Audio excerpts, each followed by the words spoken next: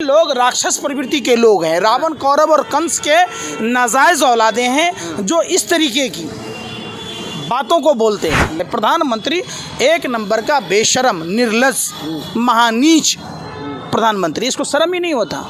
ये मदारी है, मोदी नहीं मदारी है। झूठ बोलने की इसको पैदाइशी बीमारी है, जन्मजात बीमारी है। जब से जन्म लिया तब से झूठ बोलता है। आपने रामायण में देखा होगा, रावण आया था, भगवा वस्त्र पहनकर आया था। किस लिए आया था? माँ सीता का अपहरण करने आया था।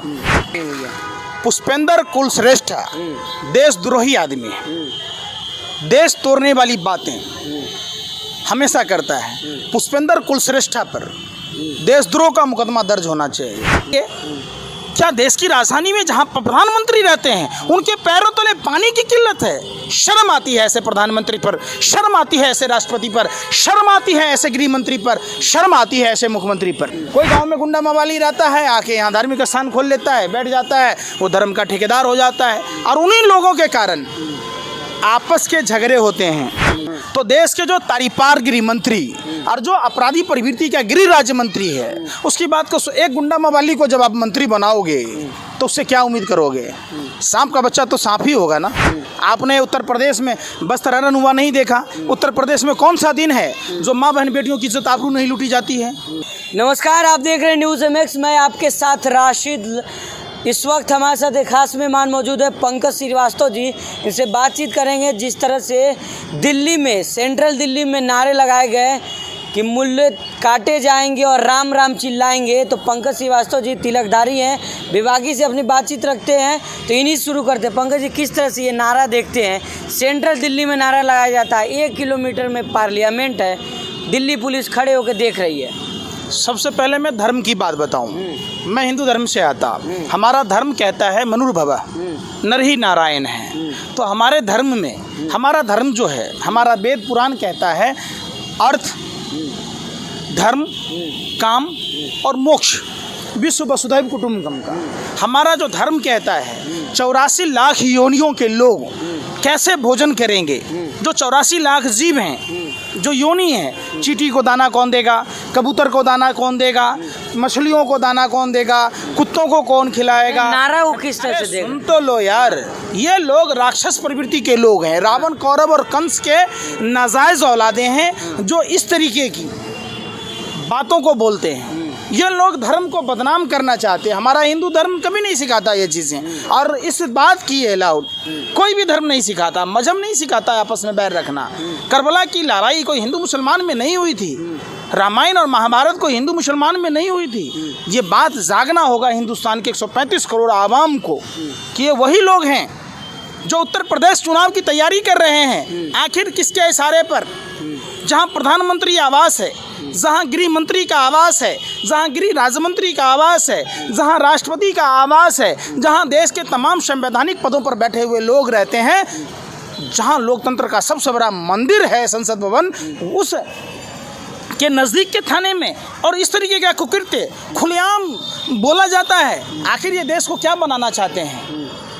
देश को कहाँ ले जाना चाहते हैं? समझना होगा देश के लोगों को। आखिर कौन लोग हैं सर? एकता भाईचारा की आप बात करते हैं, लगातार आपके वक्तव्य में भी यही होता है, लेकिन ये भी तिलकधारी ही लोग हैं।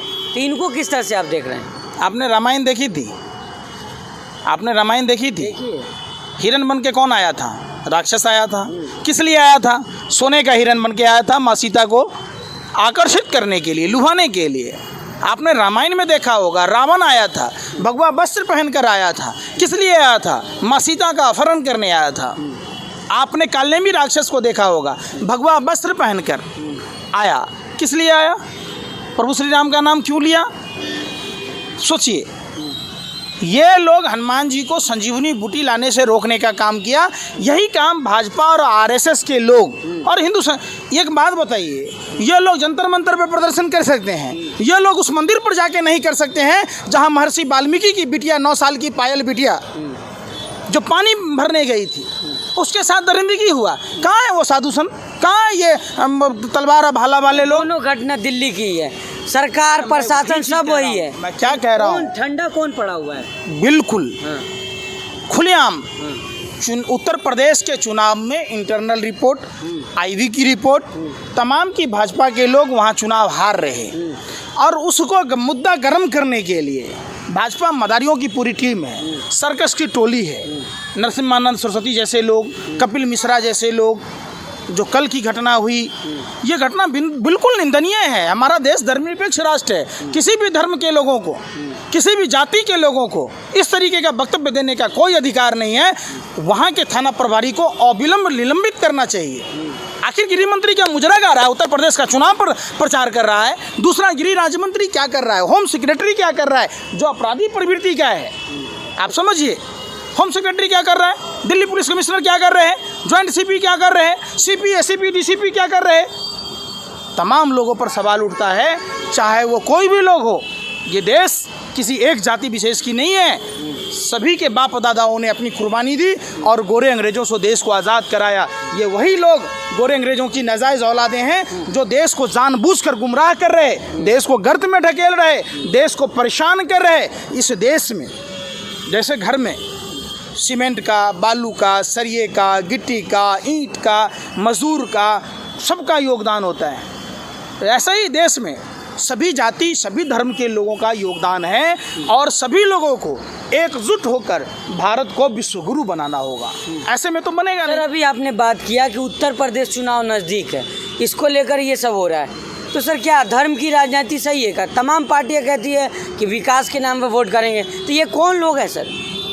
देखिए, ये लोग जानबूझकर, कोई काम तो करना है नहीं। ये लोग आज तक देश की आज़ादी के बाद अगर कोई काम किया होगा, ये वही लोग हैं। आज 9 अगस्त है, अगस्त क्रांति, भारत छोड़ो आंदोलन, आपने देखा होगा। ये महीना जो है वो कितना पावन महीना है। आज नया इस्लामिक कैलेंडर चालू हो रहा है। आदिवासी विश्व आदिवासी दिवस है। तो आप समझिए, जहाँ भारत की खूबसूरती है कि यहाँ हर धर्म के लोग हैं, हर जाति के लोग हैं, हर वेशभूषा के लोग हैं, विविधताओं में एकता का देश भारत है। उस देश को कौन कमज़ोर कर रहा है?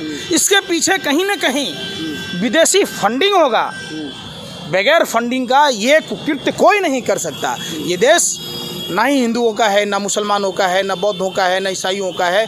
जो 135 करोड़ भारत की आवाम है उसका है, चाहे वो किसी भी धर्म का हो, कोई एक धर्म का। कैंट में जो बच्ची के साथ रेप हो गया, उसके ऊपर भी कोई संज्ञान नहीं लिया जा रहा है। लगातार वहाँ प्रदर्शन हो रहा है, आप भी शामिल हुए थे। बिल्कुल, यही बात मैं आपसे कहना चाह रहा हूँ कि जो लोग जाति और धर्म की बात कहते हैं, राजनीति की बात करते हैं, उन लोगों को क्या खोरी गाँव नहीं जाना चाहिए? क्या नांगल में नहीं जाना चाहिए? क्या देश की राजधानी में जहाँ प्रधानमंत्री रहते हैं उनके पैरों तले पानी की किल्लत है? शर्म आती है ऐसे प्रधानमंत्री पर, शर्म आती है ऐसे राष्ट्रपति पर, शर्म आती है ऐसे गृह मंत्री पर, शर्म आती है ऐसे मुख्यमंत्री पर। जो लोग सिर्फ राजनीति करते हैं।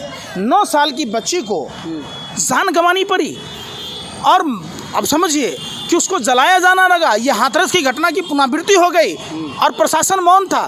कहाँ है वो साधु संत, कहाँ है अखाड़े वाले? अगर यही मस्जिद में होता, यही पाकिस्तान की घटना होती, हिंदू खतरे में हो जाता, सड़कों पर नंगा नाच रहे होते।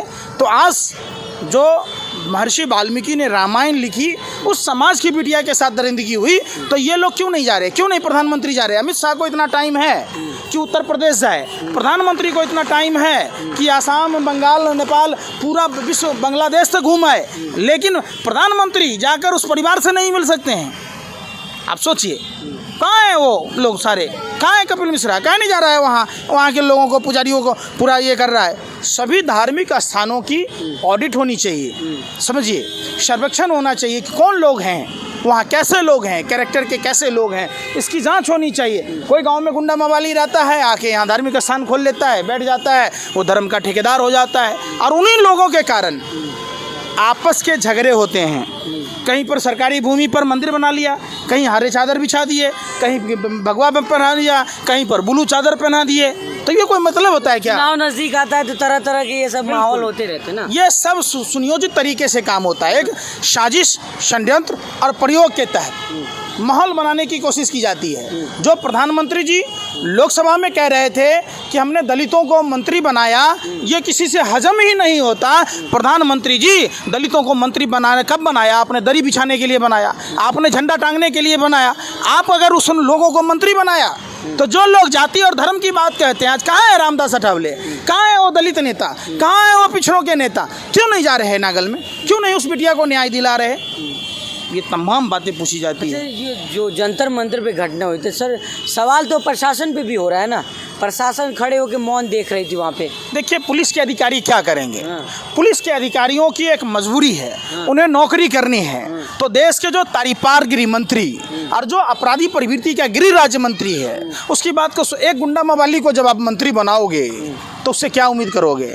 सांप का बच्चा तो सांप ही होगा ना। सांप का बच्चा कभी हाथी हो सकता है क्या? सांप का बच्चा कभी गाय हो सकता है क्या? भैंस हो सकता है क्या? वो उससे आप उम्मीद करोगे सांप से कि वो दूध देगी अमृत जैसा? संभव नहीं है। तो लगातार सर सवाल यही उठ रहे हैं कि अगर दिल्ली जैसे जगह पे ऐसी घटना होती है तो दूर दराज के इलाके में क्या क्या परिस्थितियाँ होंगी? आप जाते हैंगे बाहर। आपने बिहार की घटना नहीं देखी? आपने गुजरात की घटना नहीं देखी? आपने उत्तर प्रदेश में बस्तर हरण हुआ नहीं देखा? उत्तर प्रदेश में कौन सा दिन है जो माँ बहन बेटियों की इज्जत आबरू नहीं लूटी जाती है? आप किसकी बात कहते हैं? उसको प्रधानमंत्री नंबर 1 कहते हैं। तो गुजरात कौन सा नंबर पर है जहाँ 13 साल मुख्यमंत्री रहे? शर्म की बात है। प्रधानमंत्री एक नंबर का बेशरम, निर्लज, महानीच प्रधानमंत्री, इसको शर्म ही नहीं होता। ये मदारी है। मोदी नहीं, मदारी है। झूठ बोलने की इसको पैदाइशी बीमारी है, जन्मजात बीमारी है। जब से जन्म लिया तब से झूठ बोलता है। ये गांधी नेहरू की गलती है। अगर परिवार नियोजन 1947 में ही लागू किया होता तो देश के प्रधानमंत्री नरेंद्र मोदी नहीं होते। आज अगर गांधी नेहरू अगर परिवार नियोजन लागू किए होते तो अजय सिंह बिष्ट ढोंगी अपराधनाथ मुख्यमंत्री नहीं होता। ये काम तो उसी समय कर देना चाहिए।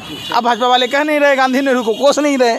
उन्हीं की गलती है ना भाई कि इनके अगर बाप दादा अगर परिवार नियोजन अपनाए होते तो आज जो जालिम अत्याचारी लोग हैं, ये ना कोई मुख्यमंत्री होता, ना प्रधानमंत्री होता, ना ये होता। तमाम बातें। मुद्दा फिर वही है, बात मैं वहीं पे करूँगा कि दिल्ली जैसी जगह पर पुष्पेंद्र कुलश्रेष्ठ ने बैनर भी लगवाया था और उन्हीं के संरक्षण में ये प्रोग्राम हो रहा था, लेकिन अभी तक कोई कार्रवाई नहीं हुई है।